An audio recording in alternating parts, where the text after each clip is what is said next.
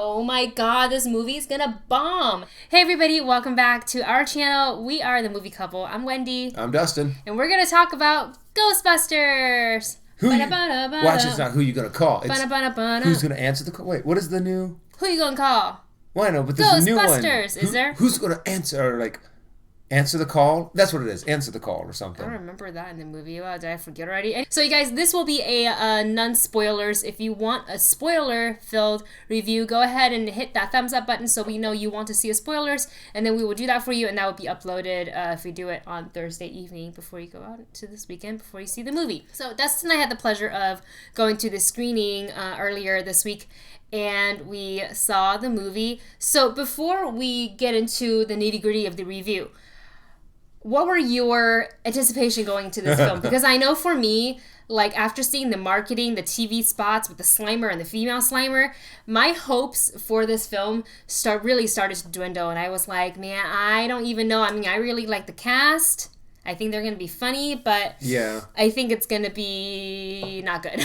I thought this movie was gonna suck. Mm-hmm. I thought this movie, I mean, my expectations for this movie were super low, thinking that this is just going to be tongue-in-cheek. They're going to take out anything that even resembles the old Ghostbusters and just try to go for the fan service by just like throwing out the frills and cameos, Slimers. Save everything, yeah. And, you know, I was expecting it to be, you know, like a bad Melissa McCarthy movie. But in any case, I feel that the marketing really did this movie a disservice. Yes. It really did. Here's the thing, and this is the one thing I noticed. Obviously, you guys know there's cameos in this movie. They've already talked about it. There are cameos. We won't ruin for you who's in the movie and who's not. Yeah. So we won't go there. But this movie, they had said in like a press release or whatever it was, that this is a standalone film. It's not like a continuation of the previous Ghostbusters, right? That first full trailer we saw, what did they put up? 30 years ago. 4 scientists. Why do you need that? This film, without getting into whether we like it or not, stood alone on its own as its own story. It is literally a remake / reboot. Yeah. It is not a sequel. So I don't understand what happened with the marketing. I felt like they got scared. Like, well, I don't know if we could accomplish Ghostbusters with 4 female leads. Guess what, you guys? You can't. That's probably a lot of it. Don't get scared. You know what I mean? It's 2016. If you're going to go out there and make a movie, trust it. Believe in it. Believe in your talent. Believe in your writers that they can deliver. And if you can stand behind that, you can make it work. You don't need to call back to any of that. All right, anyways. Okay, so now we're getting into the went into the movie. We saw it. How did you feel coming out of said movie? I came out feeling relieved. I came out feeling happy, and I came out feeling entertained. Did I have problems with this movie? Yeah.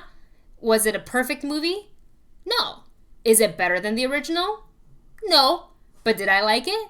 Yeah. I think the 4 leads have great chemistry together. I thought Chris Hemsworth was actually pretty funny in it. He had a lot of funny moments in it.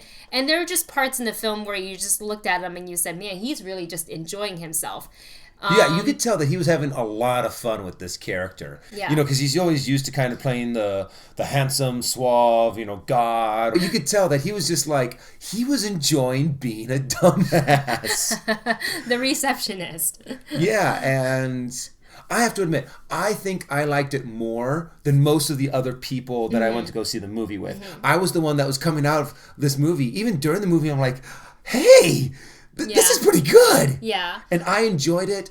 And I had very few flaws that I personally found in it. What I really liked, and I thought, and this kind of goes back to the original Ghostbusters too, it's, yes, it was slightly cheesy. I mean, you guys, like, nobody ever said Ghostbusters was going to be a serious, dark movie. Like, if you think you're walking into a movie, you expect that, and it's titled Ghostbusters, wow, you're kidding yourself. Go and enjoy it, have fun. I thought that the original Ghostbusters, what it had was, when there were moments with ghosts that were scary, it was legit creepy / scary. Yeah. Not like horror movie. I'm not talking about The Conjuring 2 or anything like that. Or, when you think about it, yeah. But every moment with a ghost. It was scary. It had creep factors where I kind of went, ooh, okay, that's creepy. It's giving me a little bit of goosebumps, and nothing where I'm like, I want to hide my eyes or anything like that. But I really like that, and I like that each 4 of the female leads had their own dynamic. You had Kristen Wiig, who was a little bit more straight-laced, who couldn't let go, didn't know how to have fun. And she, you know, and then you have Abby, who is played by Melissa McCarthy, who is like just as smart, very passionate, really, really believed what they're doing. And she was like, I don't care who gets in my way. I'm going to get there because I trust in it. And I don't care what anyone says. You have Kate McKinnon, who I hope I'm saying her name right, who is a little bit more like wacky crazy, but super smart, super scientific. She's into like the tech, and she makes all the, you know, all the Proton Packs and stuff like that. And she, unfortunately, is probably my least favorite out of the 4.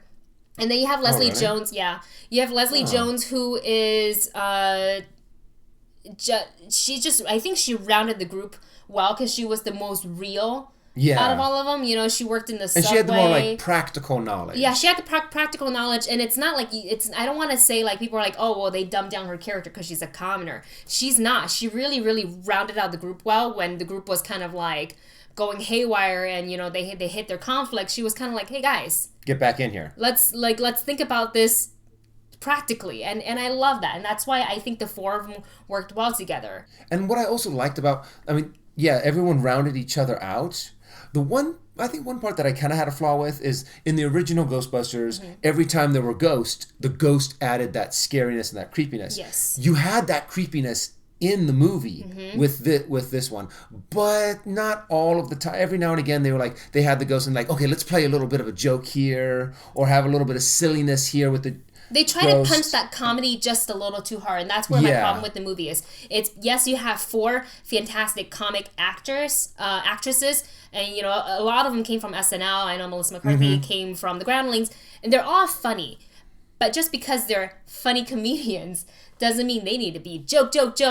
Okay, it's too much serious. Joke.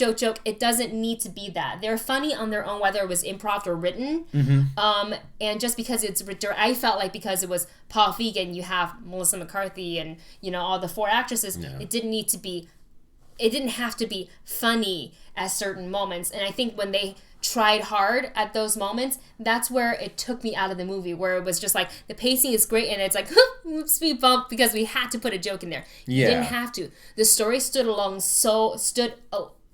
by itself so well. Yeah. That certain jokes, it was kind of like, you just took me out of it. Why don't you just let it keep going? Trust your property.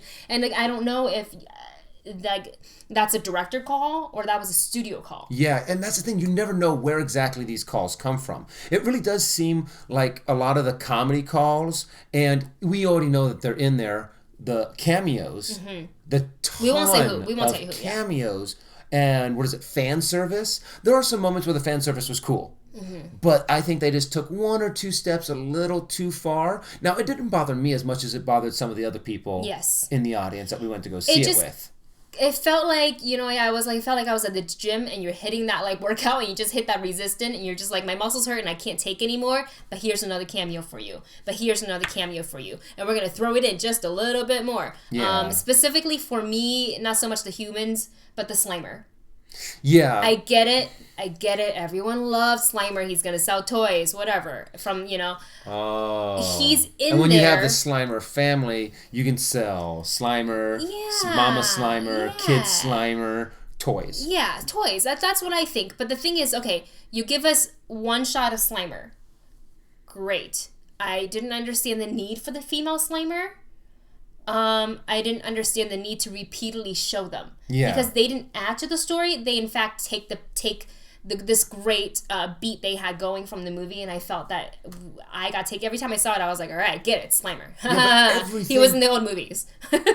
Yeah, well, in the original movie, every scene that had Slimer in it was scary or intense. Not so much. But now let's also talk about this. Also, the one scene that they had of Slimer in the original was that Proton Packs fight that they had in the ballroom.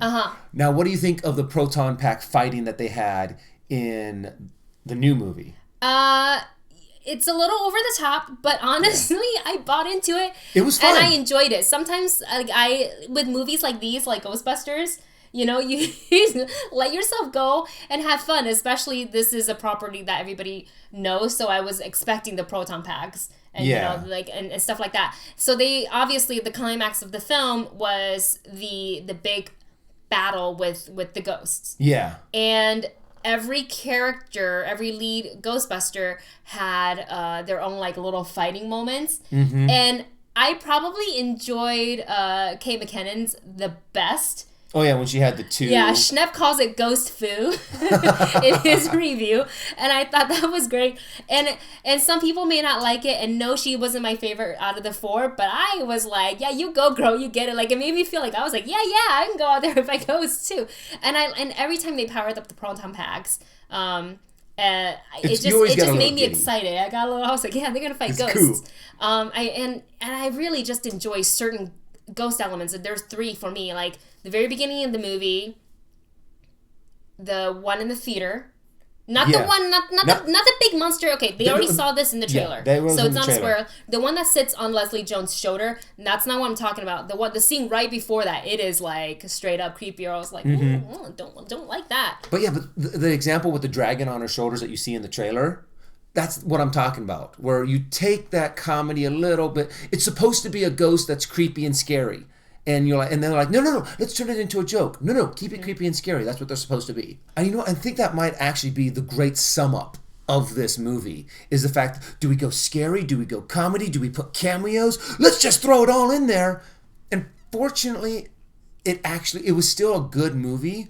They didn't like... I think I'll be honest. I think the cameos, as much as they're fun to see, and it's a fan service for those who grew up with the original, it hurt the movie. Yeah. It took away from it. I think if they just dialed down all the little additives that they had in there, dial down a little bit of the jokey comedy, dial down the cameos, then it would have been an amazingly perfect movie. Yeah. I was really entertained. I see this movie, hopefully people can see past the not so great marketing, and they actually go out next weekend and go and see this movie, because I really was, all bad points aside, I was really entertained. I walked out of the theater with a smile on my face, and that's what you want in a movie. Yeah. You pay your money with your popcorn, your soda, and you just enjoy, laugh. There were funny moments. There was one trailer that I saw, I remember, with the 4 Ghostbusters. They're testing out their new prototype, ghost busting stuff, and various versions of it. Oh, yeah.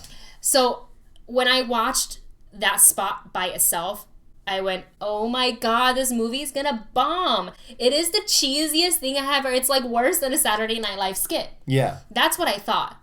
They didn't change anything about it, but you watch it in context with the movie, it works. It wasn't cheesy. It wasn't cheesy. So I was happy about that, and I was thankful for that, because I wanted this movie to do well. And I really want this movie to actually succeed, because I think that the sequel, because now they're like, okay, we now know that we know that the movie can stand on its own. So they're not going to put the cameos in there. They're not going to go over the top with the comedy. Yeah. And I really think that the sequel is going to be one of those rare opportunities that it can be better than the first one. Yeah. Well, not the original first one, but it can be better than the Ghostbusters original 2. Remake. I guess that's what you would call it. Yeah. But I want to see another one. Yes. I think that this one was good enough and entertaining enough to do a sequel that can be better than its predecessor. Yes, and keep Paul Feig on it, and just trust in him and his ideas and the actresses to be able to deliver. Thanks for watching this. Hope you go out and enjoy the movie. Put your thoughts, your opinion. Give us your review of the movie in the comment section down below. And comment. I don't even know what I'm trying to say. I'm Ghostbusted up. I don't know. And stay after all the credits. There is a post-credit scene, so... And I will say this, you will be thoroughly entertained throughout the credits, so you won't feel like you're just sitting there waiting for words to scroll up, okay? All right, guys. Well, again, thanks for watching. Don't forget to like, subscribe, and comment, and we will see you in the next video.